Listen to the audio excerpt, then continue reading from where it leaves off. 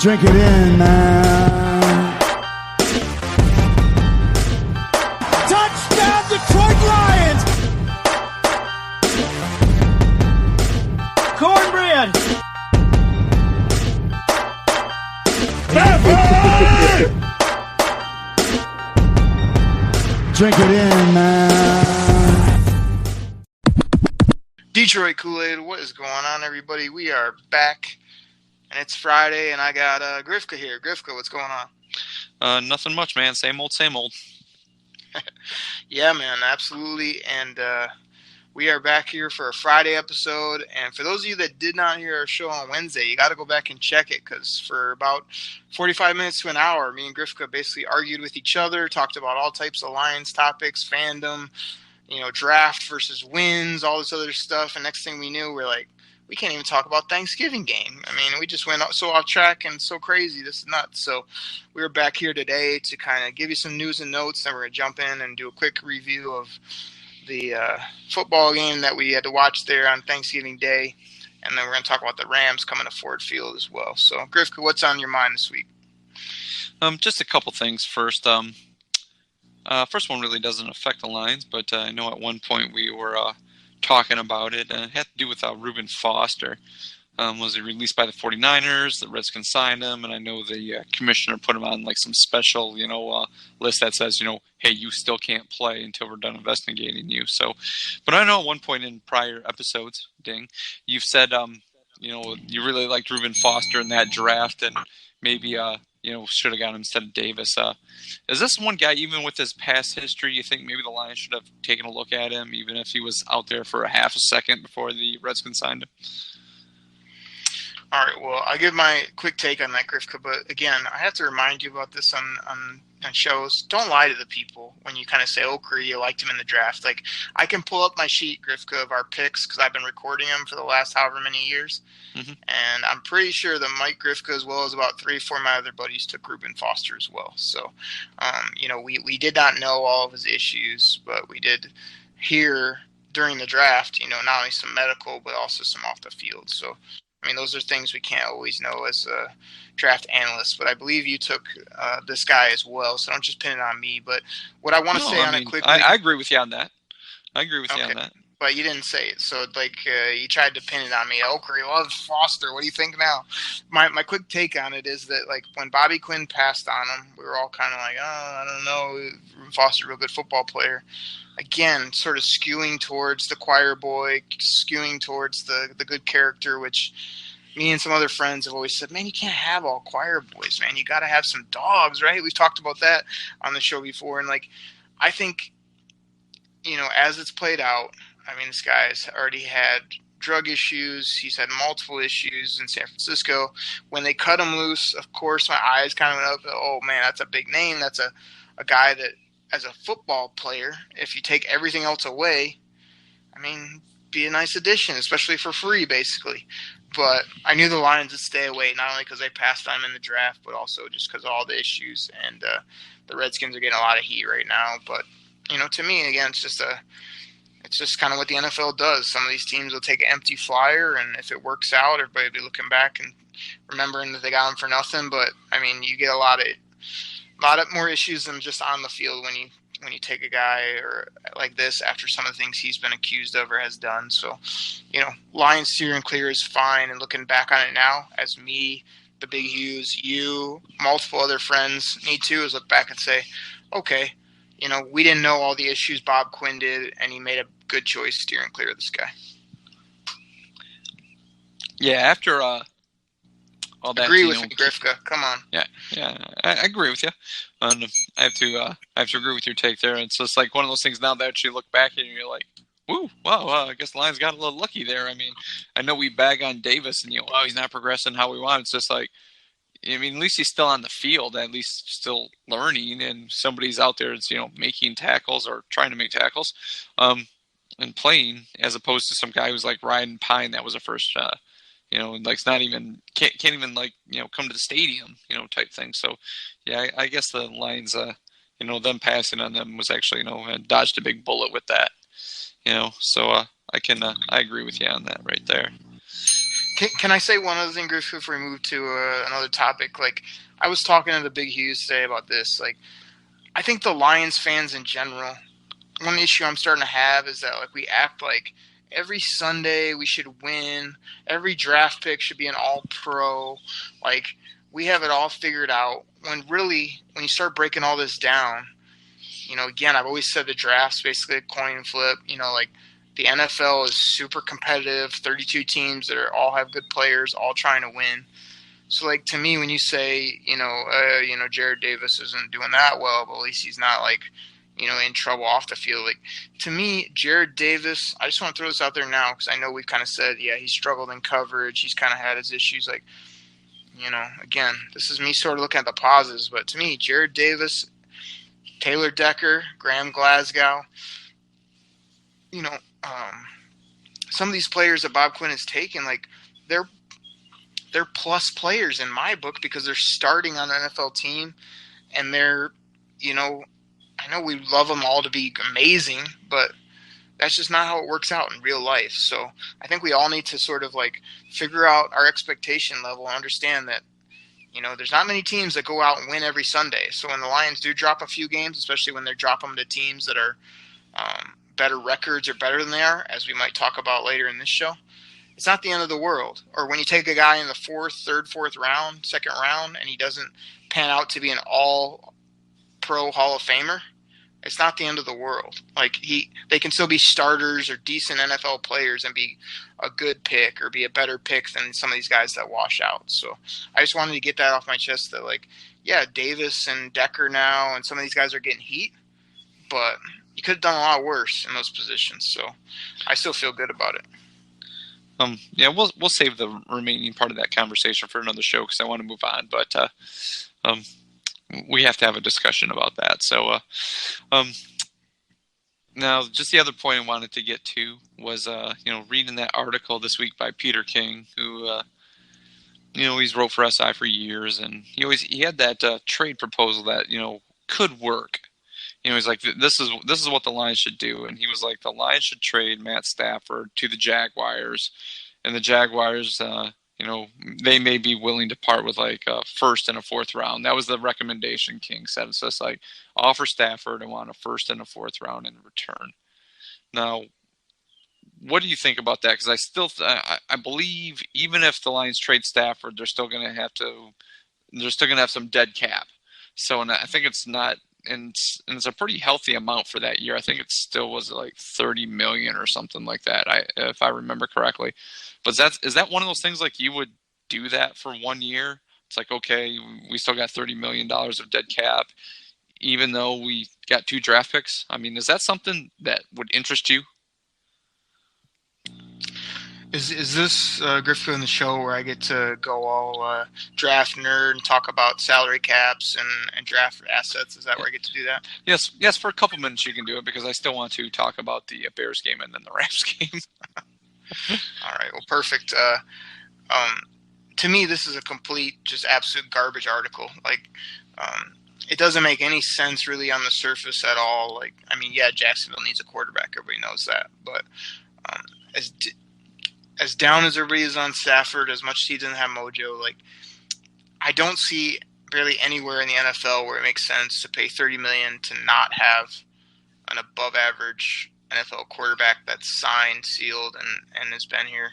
Like, I think there is a point coming up if he doesn't turn it around where you're going to need to move on from Matt Stafford, but there's plenty of good ways to do it better than giving him away to somebody where with that defense he'll probably end up being good. 2, you're just sitting there paying $30 million for nothing. And, I love draft picks, and those draft picks would be nice, but to me, a first and a fourth isn't necessarily enough. And even if you hit a home run in that first rounder, you're still kind of playing a Jake Rudock or a nobody at quarterback and have another bad year, and then it's the full rebuild. So, to me, as much as I like picks, as much as I think this could happen in maybe 2 years if things continue to go south, which, it's another topic for another day, but I don't think they're going to. I think that you can retool with blue chippers on defense. You can get a full season of carry on Marv and Kenny and others and be better offensively with a better possible coordinator. So absolutely no, I'm punting on this one. And, to me, I don't know what's up with Peter King, man. He's like your boy Dave Burkett. They just throw out this stuff for clicks. And then, I guess Dave Burkett came out and he said, how this would never happen. So I kind of agree with him, but these guys just write these articles that are they're just making it up, or, hey, I heard from a fifth source that so-and-so. I mean, it's nothing to me. I mean, I could never see this happening. So that's my take. Yeah. Once again, I think it's just, like you said, I think it's just somebody just throwing stuff out there to see what sticks to the wall. And everyone's like, yeah, this does make sense. Let's try this. Or one of those things where it's like Jacksonville's like, I'm not saying Jacksonville is going to, their higher-ups are going to look at Peter King's article and it's like, well, maybe not a first and a fourth. What if we try a second and a fifth or something, or, a second and a fourth? They might do that, That's still one of those things, I believe, that's still like you said, you would go into full rebuild mode at that point because you're still, $30 million of dead cap with the trade. You're pretty much telling your fans, okay, here's your rebuild. Give us, another 3-4 years. So, I wouldn't do this trade either at this point. That just doesn't make any sense. I mean, there's a few tweaks that need to be done, on the defensive side of the ball. And, like you said, I think it's just Peter King just throwing stuff out there and just see what happens. And, it's one of those things that, I don't know if Matt Stafford's become that guy. People always say, trade Barry Sanders, he can go somewhere and win. Trade Calvin Johnson so he can go somewhere and win. I don't know if anybody's saying that about Matt Stafford. So it's I always hear a lot of trade the bum, get rid of the guy, he stinks, stuff like that, as opposed to let him go somewhere and he can win. So I wouldn't do this trade. That just doesn't make any sense to me. Yeah, I think like you said, the tide is turning just as a fan base of, people that even didn't like him. He had a lot of supporters. Each game he doesn't play well. He's losing supporters. But, I know I banned this from the podcast, Grifka, but the way I told somebody the other day was just, this isn't baseball. You can't just pay anything you want. You can't just eat money for no reason. It just doesn't work that way in the NFL. So yeah, and the other team can't pick up the salary. Say well, okay, we'll trade him to you, and we'll pay. If you've paid just $10 million of their salary, will be okay. Yeah, it doesn't work that way. Right. It hits the books, and the other team has to eat the rest of it. So it just doesn't work the same. The only positive that I would say, which I sort of hit on, is let's say for some reason the rest of this year goes bad, they don't retool as I think they will, they have another bad year next year. Yes, then I think you're at the point of either trading or cutting him and saying we're starting over with a new quarterback and maybe doing, which you said, nobody wants to do a full reboot, but if it got to that point, there's a certain excitement that comes with a full reboot if you do it right and if you do it with exciting players. And we've got so set with this quarterback and this scheme and all the things we've been doing the last, 5, 6, 8, 10 years that I think that's what people want the most. Is just if this isn't working in the next year or so, hey, it's time for that drastic change. And like I said, me and you, we're not on that boat, but that's where other people are going. Is they just, they want something new. They want the new shiny toy, but it's not going to happen in the next year or two. And even in 2022 is kind of when it really makes sense or really would be evident. So I think we're set the next couple of years, and it's just one of those articles, something to talk about, but I don't see it happening, but hopefully he gets it together. We want to have a good quarterback. We paid for one not even a year ago, right? We extended the guy, so it's pretty early to punt on it. So yeah, so let's move on, and I know we didn't talk about the Bears game last episode, so how about we do that? Let's move on to the Bears game. All right, Grifka. Well, if you're gonna force me to talk about this game that I had to endure on Thanksgiving with my big plate of mashed potatoes, stuffing, the famous Grifka. I had the mac and cheese going, had some veggies, all types of goodness, and then I had to see this monstrosity. So my headline for the game, man, is the biggest turkey on this day was Matt Stafford, Grifka. We'll get to him, but I felt like the Lions for this game, I mean, everybody was touting how good the Bears were and look at their record, but I didn't know what to expect when this game kicked off, except that Chase Daniel was at quarterback, and I thought, why can't we beat this team? And I was kind of like, oh man, no Marv, no carry on, it's going to be tough. But I thought they played pretty well in this game, kind of hanging in throughout, a few plays here or there. The run defense has been crazy. I mean, I think they're averaging less than or right around 50 yards a game in total. And I think somebody threw out a stat, like it was either the Bears game or the game before that against Carolina where they got the win, that they didn't even allow a 10-yard rush. They've really been stout there in the run game. But Chase Daniel just beat us, man. We made him look like a Hall of Famer, as you would say, and just couldn't do it in the end. So before we talk about Stafford and the late INTs that cost us the game, give me your overview of this thing. Yeah, it was definitely disappointing that Chase Daniel, I think it was maybe his third start in his whole career or something like that. I mean, it was one of those things like I know we harp on our defensive backfield and sometimes they just don't get the pass rush. And yeah, the Lions did another decent job of shutting down the run where, that's something that's like, okay, back half, just do your job and we should, be able to win this thing. And that's one of those things where, Chase Daniel was thrown to guys who were wide open and it just wasn't tight coverage. And it was just disappointing to see that, Matt Stafford get, outperformed by Chase Daniel, because when that got announced that he was starting, and it was like, ooh, okay, Thanksgiving, and the Lions should be able to pull this one out, and then to watch it happen, yeah, it was a close game. I mean, and until like the fourth quarter, I mean, even so, what they lost by 7, and still, I mean, it seemed like come the fourth quarter, the game wasn't that close, even though they lost by 7, the way it was happening, and that was just sheer disappointment. And I guess my biggest disappointment was, the Lions still had that outside chance late in the game. All they had to do was stop the Bears, and the Bears had like a 3rd and 8, and they run the ball off tackle, obviously just trying to get tackled in bounds and punt the ball away and save a few seconds for the Lions. But once again, our middle linebacker takes the poorest angle to the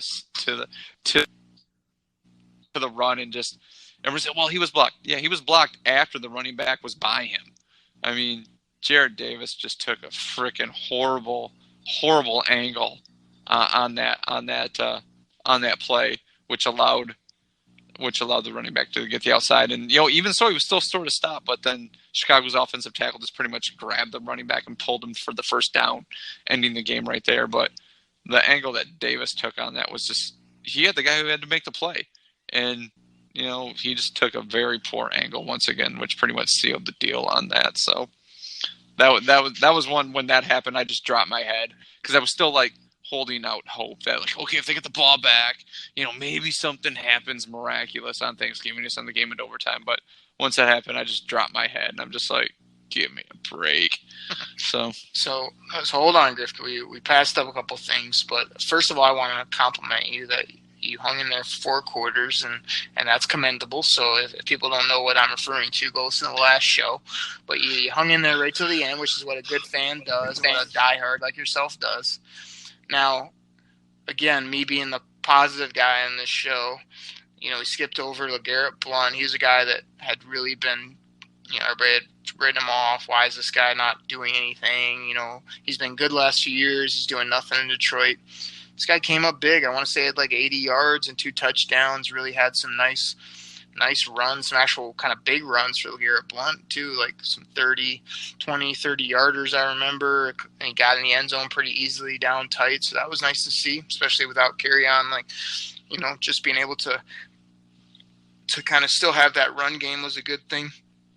I know I talked about on my before Thanksgiving show that I expected Zach Center to do. I think he only got a couple touches. I mean, he looked okay when he got the football, but he really wasn't a factor. And then my biggest issue, before we get to that, I got some takes on that final play that you brought up, but the non-explosive dink and dunk, a play here, a play there, a botched play. This Lions offense, man. I mean, I've said a couple times on our shows that, like, when I watch the Lions or different parts, it doesn't look like other NFL games I watch.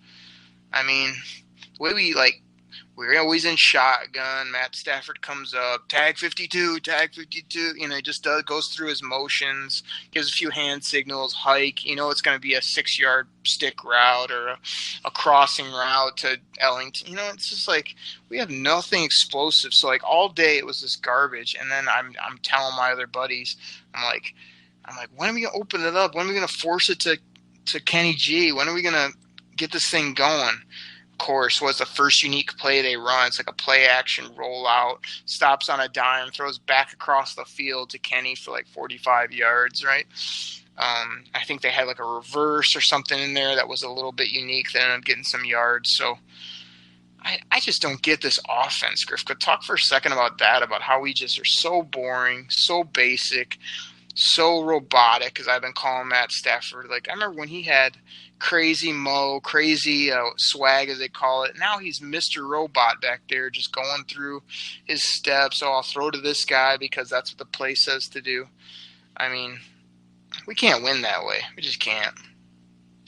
Yeah, it's it seems like a pretty basic offense right now, and once again, I think they're just it stems from maybe when Caldwell was here, and he's just pretty much asking Stafford, you know, hey, don't lose this game. If we don't turn the ball over, we don't lose. So do everything safe. And I just know at one point during the game, I was sitting at my sister's house, and I was watching the game, and it was like a 3rd and 9, and they ran just like something simple, like you said, out to the flat for like a 2-yard gain. Right. It's not like it was one of those things where they were down at like the 10-yard line. They were just trying to get a little more space for the punter. I mean, It wasn't terrible field position, but you know, I think it was somewhere probably I think it was between like the 35 and the 40 or something like that on their side of the field, and they still ran that play. And I'm one, you know, I mean, you've seen me watch games before. I generally yell at the TV at stupid plays like that, or like, I'm like, what the hell good does that do? What does that do? And my sister's like, so you expecting him to answer you back? I go, that's just one of the dumbest I mean, what the heck are you doing? I mean, it's just, I'm like, that's just a dumb play. I mean, what you're doing is you're just kind of mailing it. It's like, okay, we're going to pass it to you. You know, you got to get the last 7 yards to get the first down. I mean, that's asking a lot in the pro. I mean, yeah, you see it in high school, you see it in college, but still, that's a lot to ask in the pros. Like, here, you know, we got 9 yards. Here's a 2-yard pass. You go get the last 7.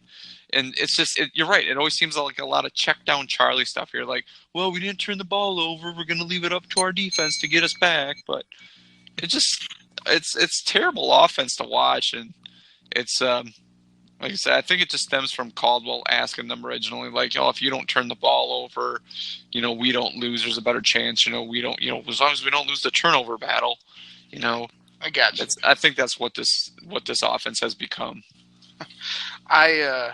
On that same play that you referenced, I think I yelled out, freaking looks like Eli Manning. Because, like, every time I catch a Giants game, anytime there's any rush, Eli Manning's just looking for Saquon to dump it off so he doesn't take a hit, or so he doesn't even care what the down and distance is. Just get it out of my hands. It was like you said, third and medium or extra long. It was a 3-yard route. Like, I just like, what's that gonna do, man? It was just that kind of stuff. And we might as well get to it right now, Grifka. I mean, it's a tight ball game, you know, not playing great, but still playing pretty good defensively. You know, made a few plays here or there, got down there, scored some rushing touchdowns. Getting down deep into the area again, or the first one, I guess we're going to talk about these Matt Stafford INTs, which, you know, to me, the first one is just got a bunch of friends blowing me up, just going 10 years. He's making rookie mistakes. And I'm like, on that play, like when I first saw it, I'm kind of like, oh, man, good play by Eddie Jackson, who was a guy I liked in the draft, by the way, Grifka. I got that on paper somewhere where I took him in a bunch of mocks that I did. But this guy's been incredible, and, like, he snuck down there and sort of made his way over there. But so I'm, like, kind of giving him credit, and then I see it a couple times on replay, and I'm just like, no, you should be able to see him on the replay. It was pretty obvious that he was sort of in sight.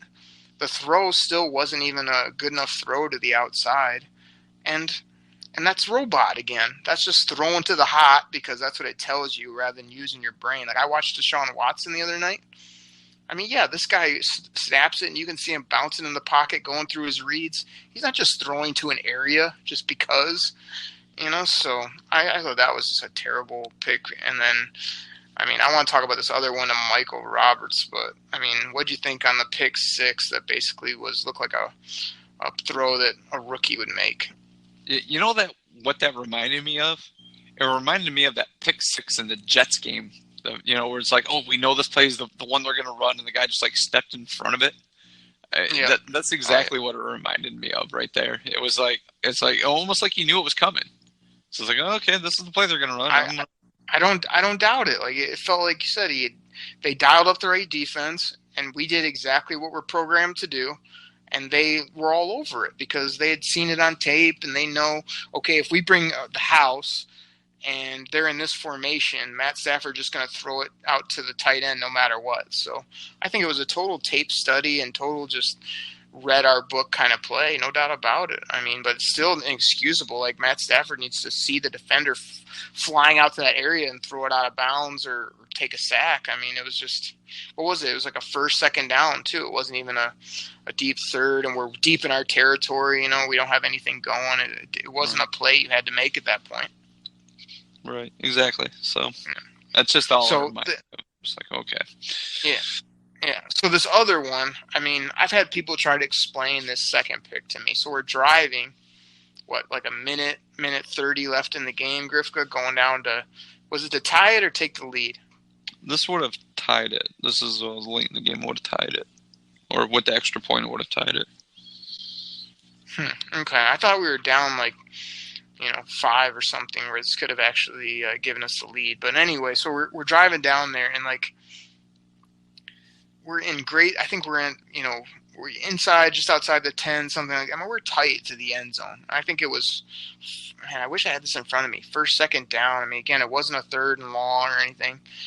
And you got your tight end out to the flat, which again, how many times have we mentioned that Mike Roberts is a red zone guy? It's what he does. It's why he was brought here. He's got the big hands, the big body, but he's also kind of a clumsy, what do we call him? Sort of a hit or miss type of guy, not a great hustler, not a precision route runner, obviously. But when you watch this play over and over again, I mean, Mike Roberts, even if he's supposed to run to the pylon or whatever, he kind of gets bumped off his route. And I just don't understand why Matt Stafford would just throw it up the way he did. I mean, the guy wasn't looking at him. He didn't have body position. He's playing a corner, so it wasn't like he had some clumsy linebacker on him that wasn't going to be able to do anything. And Matt Stafford just for some reason, probably because the play told him, oh, hey, that's a good matchup pre-snap, he just decided he was going to throw it there, and then he got a little pressure and freaked out and just threw this ball up. I mean, to me, it was an absolutely inexcusable throw. I don't put this really on Mike Robb at all, even if he got bumped off his route. I kept telling friends, I was like, all he had to do was throw his howitzer to the front pylon. That's a touchdown. I mean, he still had position on him. He just, instead of throwing right to the guy where he was open, he just threw it to a spot for no reason. I mean, inexcusable, terrible pick, totally on number 9. I mean, gave the game away. Yeah, that's I was reading stuff. It's just that was a push off by the defense. That should be pass interference. I'm just fine, yeah, maybe you could call that, but still, that was just a poor throw. And then he I remember after the interception, Stafford looked at him and scowled and did some hand gesture saying, you should have done this. And it's just well, here's an idea. Maybe you shouldn't have thrown such a crappy pass. That's the other thing. I hate to break on any Grifka, but I'm glad you brought that up. The Matt Stafford, I keep saying he's got to get his mojo back. He's got to get that fire. But this hands on your head, pointing where you should have went, this is supposed to be the guy that never throws anybody under the bus, supposedly the right thing. It does not matter on that play if Mike Roberts is supposed to go to a different spot. You visually saw he was not in that spot. He wasn't going to get to that spot. It wasn't had he turned up and saw you, he was going to run back 3-4 yards and jump in the air and that's on you, man. And yeah, there can be miscommunications at times. This was not one of those where you got to be pointing at your guy or oh, I thought you were going to do this. It's no. To me, those only work when it's a deeper route and you have to sort of cut it loose before the defense is, there before a guy gets in a window. It doesn't happen inside the 10 to a big tight end that is sitting right in front of your face. Yeah. Garbage. And to be honest with you, I don't think Matt Stafford has that clout, with the team or the league where he can just say, like, why didn't you do this? You were supposed to do this. It's just like, yeah, okay, buddy, just pump the brakes there. You're not Tom Brady, because I've seen Tom Brady do that. If a guy runs the wrong route, he'll jump in his crap, but it's Tom Brady. Okay, I mean, but the only thing I'd say to that, he's won plenty enough. He's done plenty enough where he can do that, So yeah, but the only thing I'd say to that is, like, if I had to pick one guy that probably knows our offense through and through better than anybody, it is our quarterback. And I don't see Mike Robb as a playbook scholar, you know what I mean? Like, I could see him forgetting a play or messing it up, things like that. So I get that. And here's the other side of the coin. Remember when, I think it was 2 years ago, we have a late game and, like, your boy Ebron catches a ball and doesn't get out of bounds. And remember Matt Stafford gave him that, get the bleep out of bounds, and was yelling at him. Oh man, I had to hear about that on sports radio for like 2 weeks, how he was so great. He was leading the team. He was getting after people. So there's a good and a bad, but yeah, this hands on my head pointing and then just the unbuckle my chin strap, run off the field knowing I just lost the game for us. I mean, we've seen too much of that recently, no doubt about it. Yeah, let's move on from this game and let's go to something else. This is just depressing. Yeah, so the last thing, though, just to button it up, is that, so I put this loss on Stafford. I think the run defense was better. I liked what LG did. I liked it when they finally got the ball to Kenny.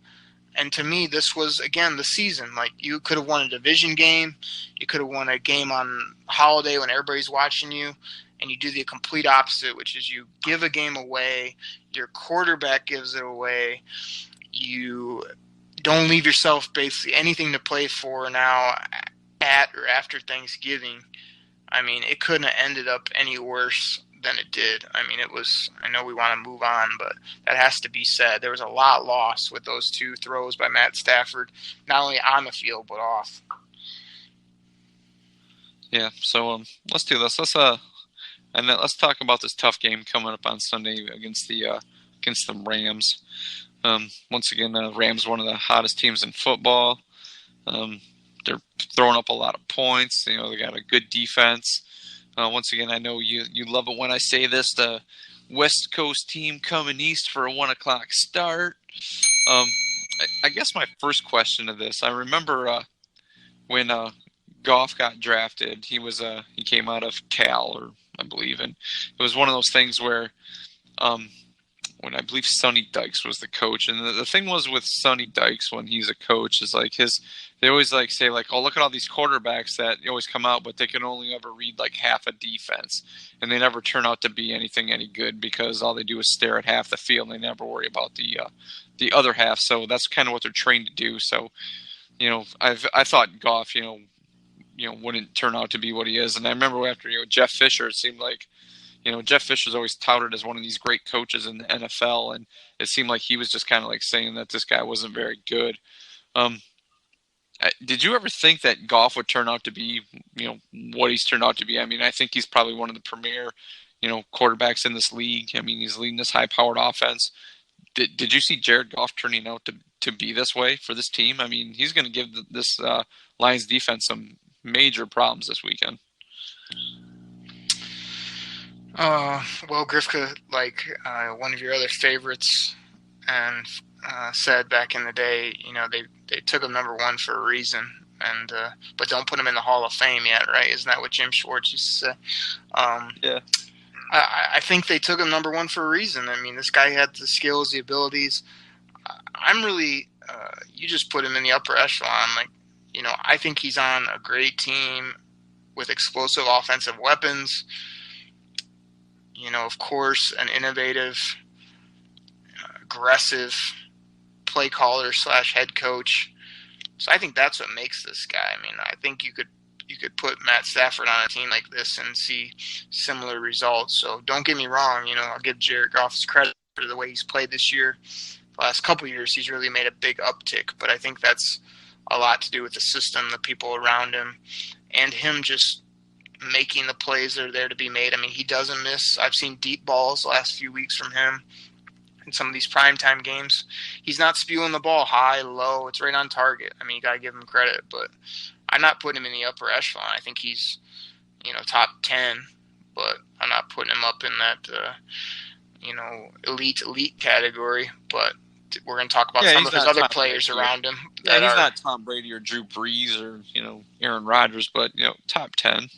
I never thought he'd even be a top 10, to be honest with you. I always thought he'd be one of those middle of the road guys. So to say he's doing what he's doing, it just, I guess you could say like, well, he has all this talent around him. That's why. I don't know if he's one of those quarterbacks. If you put him on a team with lesser talent, if he actually makes guys around him better, So, yeah. But I don't know if that's the case or not. I got to bell you for like your third or fourth Tom Brady reference of the podcast, but again, top 10 for a number one overall pick. I mean, come on, I didn't think the guy was going to be in the 20s. Like if they took him that high, and once I saw them putting guys around him, or Todd Gurley was already there. So we'll see what he does. I mean, I think it's a great matchup for him against the Lions indoors. But he's no world beater. He's just he's doing what's there, and he's got a lot of pieces. So we'll see what happens. Yeah. Okay. Well, so let's talk about some of those pieces that he has. I know this came up on a prior podcast, that the Rams had probably one of the better wide receiving cores out there. And I know we have already spoken about, the Lions' defensive backfield. And, there's one Darius Slay, so he can only cover one of those guys. Is there anything really the Lions can do to even slow down this offense some? Gurley's probably one of the best running backs in the game right now. And I know the Lions have really improved their run defense this year, with the addition of Snacks Harrison. But, Gurley does so much more than just run the ball up the middle. Catching out of the backfield, he's fast to go with those guys, Cooper Kupp and, Brandon Cooks, I'm seeing a very, very tough matchup, across the board for this defense. Is there anything that the Lions can possibly do to slow these guys down? Well, as you're going through that, I'm kind of going through it in my head. The Lions are getting a break that Cooper Kupp is not going to be out there. He's up on the IR, I believe, out for the year. He would be a nightmare for the Lions. If he was in this game, I would see him just torching underneath and all over the field against our second, third corners. But, with that injury, with the Lions being a little more stout in the run game and being able to probably match up Slay with Cooks, as long as he can run with Cooks, I'm thinking that you're going to have to worry about Robert Woods. And if they really want to feature and force feed Todd Gurley both in the run game but more so the pass game, I could see after 3-4 good weeks of run defense, I could see Gurley kind of just hurting us in lots of areas. But, I think we played these guys a year or two ago, played them well. They had some of these pieces then. Their defense is something I'm sure we'll get to, but, their defense has improved in some areas. But I see this game being indoors. I see them having a few too many weapons that, as long as Nevin Lawson is out on the field, he's an absolute liability. He'll get torched. And hopefully we can slow down Gurley. And it seems like every time Slay goes against somebody, he does pretty well to really well. So, I don't look for this to be a big Brandon Cooks game, but he does seem to show up most. I think it's going to be tough for the Lions, but without Cooper Kupp, and if Snacks and the boys up front are firing, I could see it being closer than you would think, and I could also see a blowout. So I'm kind of torn both ways in this game right now. Okay. Yeah, I'm not quite for sure, what the Lions can do on this. I just think even on the run game, like you said, Gurley can do so much more, catching the ball at the backfield. The Lions, I don't believe, have a linebacker at all that can match up with this guy, coming out of the backfield at all.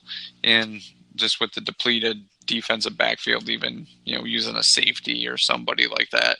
They're going to have to use all those guys, to cover the wide receivers. And like you said, Cooper Kupp being out, it's nice. It's a distinct plus for the Lions having to try to stop this offense. But, even with him out, the Rams have been, scoring some points. So it's going to be a very tough task for this defense to come up big. And, I know you can get the ding out, but the defense playing for some pride here, trying to show that they still can play. So, Grifka, before we move on, like, since you rag on me sometimes, who by the way texted you at some point and said, man, the Lions might want to look at Cooper Kupp in the second round, and what was your response to that text? Do you remember?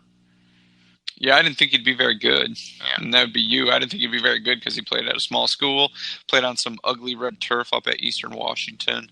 And, I'm always like leery of those small school wide receivers simply because they don't play against the top caliber. But, yeah, you were right on that one. And I remember right when I wrote you, it was because each year I've kind of been getting more into, like, watching Senior Bowl. And, like, I don't get to see all these guys because I'm not as big of a college football guy across the board. If it's not Michigan football, it's sort of off my radar. But you see this guy at the Senior Bowl. I mean, no one could cover him every time. It was a touchdown. He was just torching guys. And then in the game, he had a good game, and all the buzz was about him. So, like, when they start stacking these things on top of each other, college production, good Senior Bowl, just watching him play, you could tell he was going to be a good NFL, like, slot to underneath receiver that, yeah, he doesn't have all the measurables, but he was just unguardable the way he would run routes. So the Lions are going to have to sort of find a guy like that maybe he's not 6'4", 225, but can slice people up with his route running underneath and score touchdowns, and that's what this guy does. So we'll see what happens. But, man, the other thing, just to bring it up while we're talking about the weapons, is, I do not like Sean McVay versus us. Like, we're so unimaginative and kind of bland in certain areas, and this guy's going to have some crazy something. Even if his offense is sputtering, he's going to call a play out of nowhere that's going to just have us totally fooled, I think. Yeah, I mean, he'll definitely have some gadget plays. I know that's the pro term for it, and it's trick plays in college, but it's called gadget plays in the pros. If needed, he'll be more than willing to rip those out to make the Lions defense look foolish. I'm just not for sure if he's actually going to need them or not. Let's talk about the Lions offense going against this defense now. Like you said, Kerryon being hurt. And even though LeGarrette Blount did have a good game on Thanksgiving, and Zach Zenner's in there now. The Rams defensive front seven is probably one of the better ones in the league. They can get to the quarterback. I mean, we all know they got Donald and Sue down there. At one point, could have been the Lions tandem, but they didn't. They ended up taking your favorite tight end of all time, Eric Ebron. But do you think the Lions can continue at least some sort of run game against these guys, or is this going to have to fall on the arm of Matt Stafford to try to pass them to victory? Because the Rams, we talked about this in the preseason, and that I thought they could be passed on, even though they traded for a guy, and but Kansas City, and I know Kansas City's offense is way more dynamic than anything Detroit can throw, but Kansas City throwing up some points on these guys, and some teams have scored on the Rams. Do you think the Lions this is going to have to be all on Matt Stafford and his arm trying to get Kenny Boy and Ellington to win this game, or do you think maybe the run offense will show up some? Oh man, Grifka, lots to talk about there. I mean, I don't think it's an either or with this game because if we can or we can't run it. I mean, this isn't a team where you just you drop back 40 times. I don't like dropping back with 99 and 93 in the middle there, just coming to absolutely decapitate our quarterback. So unless Matt Stafford's figured out something in the last week or he really gets it cooking, dropping back a bunch of times isn't a winning recipe against any team in my book right now. So, yeah, I think they're going to have to not only be balanced because of that, but because they want to work clock. They want to keep the ball out of the Rams' hands if possible. So I think the only way you win this game is you have a crazy balanced offense. You find a way to deal with these guys in the middle, and you make a few big plays. I mean, when's the last big over-the-top touchdown you remember from the Lions? Like, it made me laugh when you said, are Kenny Boy and Bruce Ellington going to be able to get it done? I was kind of like, man, as much as I've touted Kenny Galladay, like, did you think we'd be saying that here in week 12, 13, whatever it is? Like, hey, I hope Kenny Galladay and Bruce Ellington can get it done. It's like, oh, man, that doesn't sound very good, especially when you're going against a team like this. So, I mean, to be honest, I think they really have to pull a few rabbits out of their hat offensively and get some block up front. I mean, I want your quick take on Frank Ragnow. I know you weren't a big fan of the draft pick. Do you have any take on what you've seen so far? Do you think he can deal with an Aaron Donald there, probably lined up right over top of him? Or honestly, no. I mean, I haven't seen anybody really handle Aaron Donald one-on-one. Everything's got, even before Sue showed up on that team, that was one of those things where teams were still having to double team.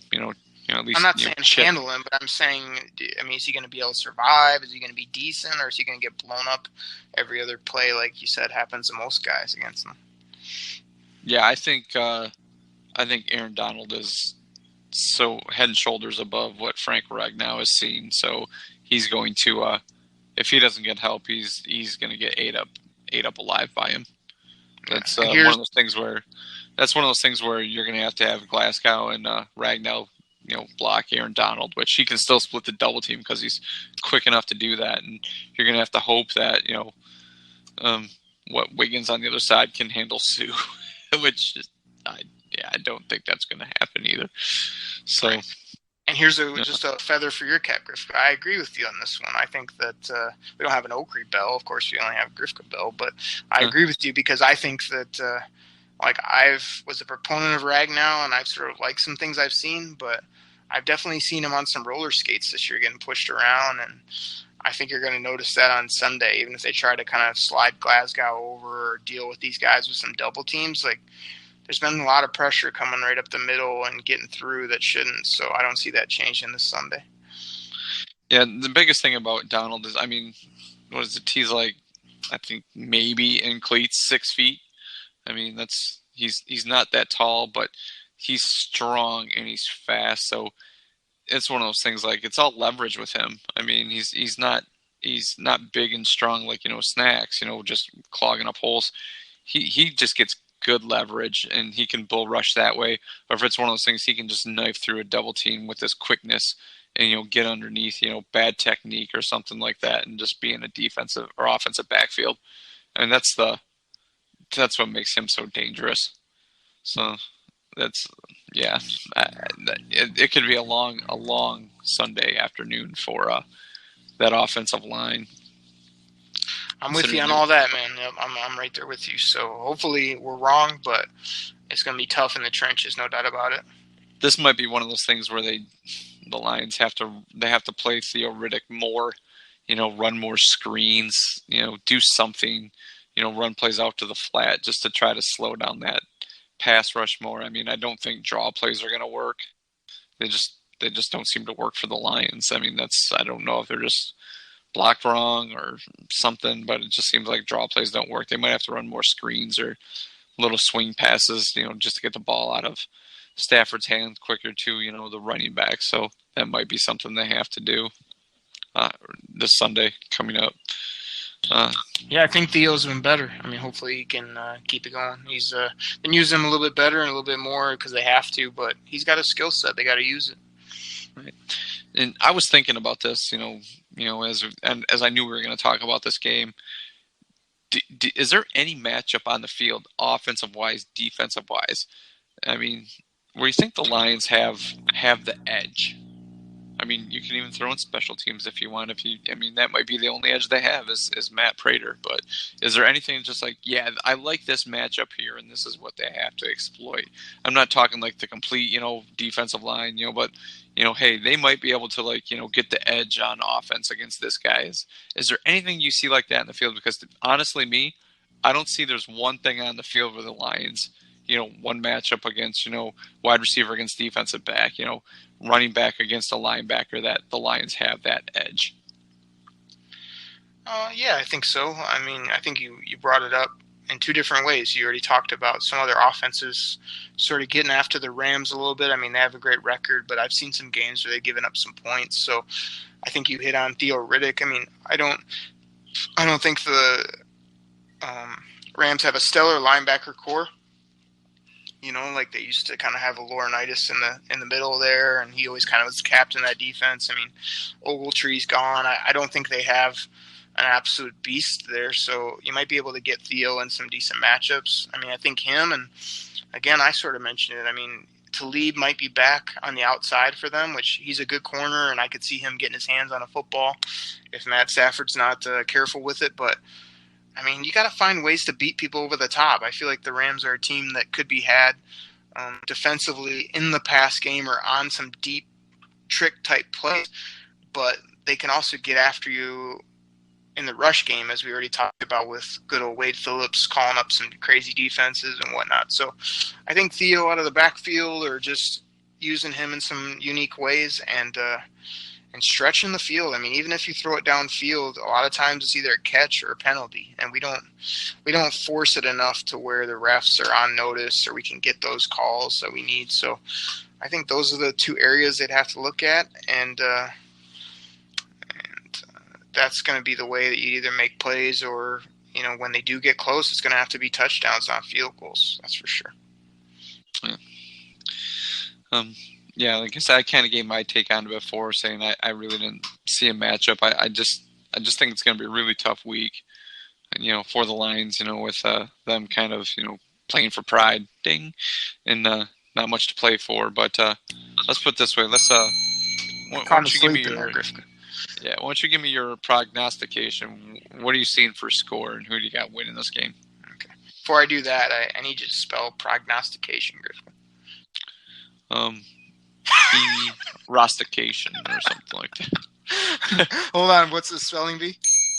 I think could you use it in a sentence? I think you've been out on that one. Yeah, you would have needed the state of what do they call it? Not the state of the origin of the word, or all that type of stuff. But I mean, plain and simple. I mean, we've gone back and forth a lot the last couple shows about rooting for this team. Draft picks. What do we have to play for? I mean, this is just as much as we're on the Kool-Aid cast, and I would love an absolute upset when nobody's expecting it. It's the NFL. Any given Sunday, how many times have I said that? But you've hit on it. I don't see many good matchups. I don't think the Lions are playing good football.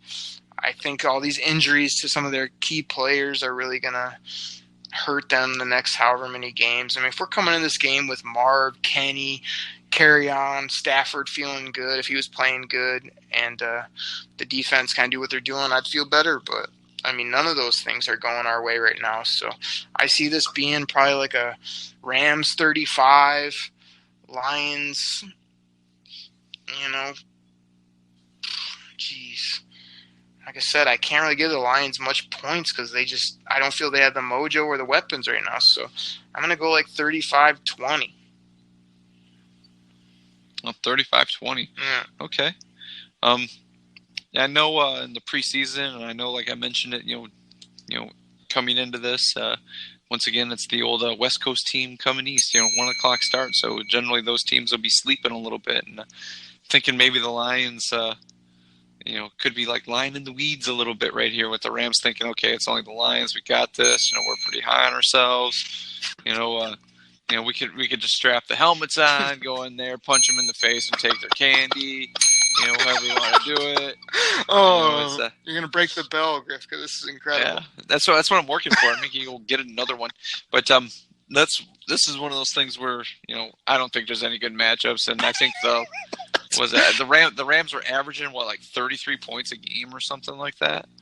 They're averaging something huge. I mean, this is like going back to the old Greatest Show on Turf right now. So this is going to be this game, I don't think it's going to even be close. This one might be put to bed by halftime. So I'm predicting something to the effect of like the Rams 38, the Lions 17.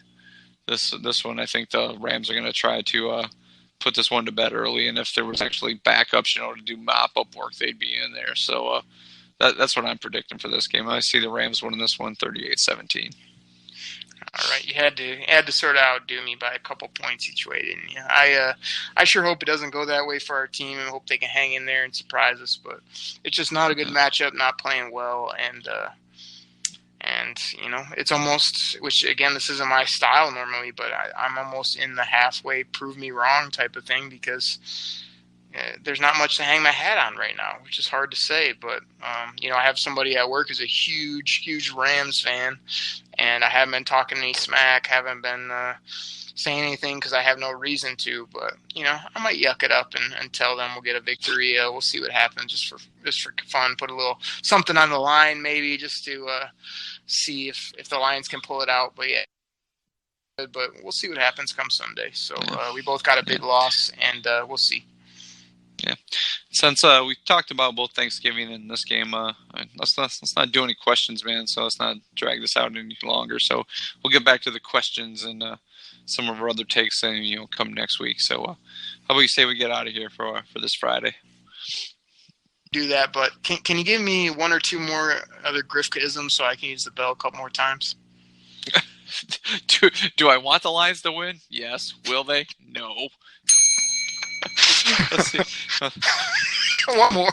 Give it to the people. This is why they listen. Let's see. Jared Goff. I mean, he's no Jim Everett or anything like that, but you gotta go. You gotta go Montana or Namath. Come on. I want to go back to Rams. Let's go Jim Everett. All right. Like I say, half of our listening audience. Okay, Todd Gurley. Todd Gurley's no Eric Dickerson, but he's really good. So let's just say that. All right, I got mad respect for Eric Dickerson. He was one of my favorite running backs when I was a kid. So. Oh man. Okay, you've given the people what they want, Grifka. That's what I wanted to end the show on. So we've had a couple tough shows with the team not playing well, us kind of having some arguments, but good way to end it. And we'll see what happens this Sunday. NFL, you just never know. And we'll see what happens. I mean, Grifka, we might have to talk about it next week. I did put the draft board up this week for 2019. I've got the prospects going up. So if things do take it a little bit more of a turn, we'll be talking draft before you know it. But everybody drinking that Detroit Kool-Aid, root for your team, see what happens this week. And hopefully they can surprise us against the Rams. But for me and for Grifka and for the Detroit Kool-Aid cast, we're going to get out of here this week, and we'll catch you guys next week right here. Take care. This Sunday, I'm going to give you what you crave, what everybody here craves. Drink it in, man.